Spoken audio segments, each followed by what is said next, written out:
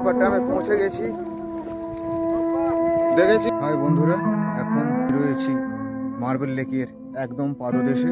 সেই marble lake এইখানে এখন আমরা জল দিয়ে মেখে সুন্দর করে আমরা এখানে ছাতু খাবো।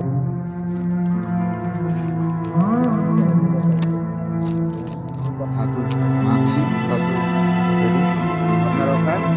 এখন আমরা এসে পৌঁছেছি চড়িদা গ্রামে, মানে মুখোশ গ্রামে।